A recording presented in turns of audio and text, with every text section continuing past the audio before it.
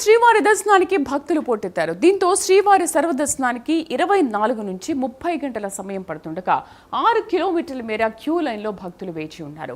Vaikuntham queue కాంప్లెక్స్లోని అన్ని కంపార్ట్మెంట్లతో పాటు నారాయణగిరి షెడ్లు భక్తులతో పూర్తిగా నిండిపోవడంతో విజిలెన్స్ అధికారులు బాట గంగమ్మ గుడి వద్ద నుంచి క్యూ లైన్ ని మూసివేశారు.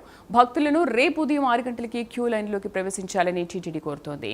మా కరెస్పాండెంట్ సునీల్ పూర్తి సమాచారాన్ని లైవ్లో అందిస్తారు. సునీల్, శ్రీవారి దర్శనానికి అసలు అన్ని గంటల సమయం పడుతున్న నేపథ్యంలో ఆల్టర్నేట్గా ఏదైనా దర్శన ఏర్పాట్లు చేస్తున్నారా? ప్రస్తుతం తిరుమలలో పరిస్థితి ఎలా ఉంది?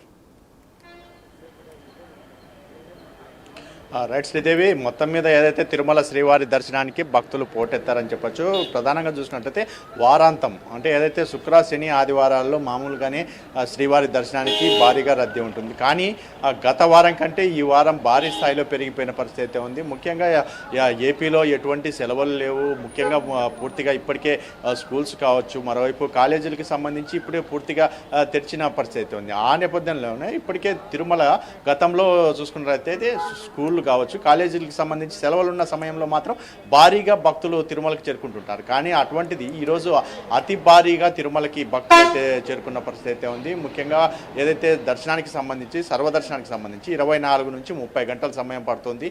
భక్తులు దయచేసి ఈరోజు క్యూ లైన్లోకి అనుమతి ఉండదు. ముఖ్యంగా రేపు ఉదయం 6 గంటలకి ఏదైతే క్యూ లైన్లోకి ప్రవేశించాలని చెప్పేసి టీటీడీ అనౌన్స్ ద్వారా చెప్తున్నప్పటికీ భక్తులు ఎక్కడికక్కడ అంటే రోడ్ల పక్కనే నిద్రిస్తున్న పరిస్థితి ఉంది. ముఖ్యంగా ఎందుకంటే ఎక్కడ ఏ సమయంలో క్యూ లైన్లోకి అనుమతిస్తారో, ఎప్పుడు పంపిస్తారో అనే ఇదితో రోడ్లపైనే వాళ్ళు వేచి ఉంటున్న పరిస్థితి. ముఖ్యంగా చూసుకున్నట్లయితే అన్నదానం తరిగొండ వెంగమాంబ అన్నదాన సత్రం సమీపంలో ఉన్నటువంటి ఆ ప్రాంతంలోనే పూర్తి స్థాయిలో బారికేడ్లను వేసి పూర్తిగా భక్తుల్ని అక్కడే నిలవరిస్తున్న పరిస్థితి ఉంది. ముఖ్యంగా భక్తులకి అక్కడ ఉన్నటువంటి విజిలెన్స్ అధికారులు సిబ్బంది మొదటగా చెప్తున్నారు, ఎందుకంటే రేపు ఉదయం క్యూ లైన్లోకి అనుమతిస్తాం, దయచేసి ఇప్పుడు రావద్దు అంటున్నప్పటికీ భక్తులు ఒకవేళ ఇప్పుడు ఏమన్నా వదులుతారేమో అనే ఇదితో పూర్తిగా అక్కడే ఉన్నటువంటి రోడ్లు కావచ్చు, బాత్రూముల ప్రాంతాల్లో ఎక్కడ చూసినా అక్కడే పడుకొని నిద్రిస్తున్న పరిస్థితి ఉంది. ముఖ్యంగా టీటీడీ పూర్తి స్థాయిలో అనౌన్స్ కేవలం తిరుమలలో చేస్తున్న పరిస్థితి నేపథ్యంలోనే కొంతమంది బస్సుల్లో వచ్చే వాళ్ళకి ఏమాత్రం తెలియని పరిస్థితి ఉంది. ఎందుకంటే తిరుపతిలో ఇస్తున్నటువంటి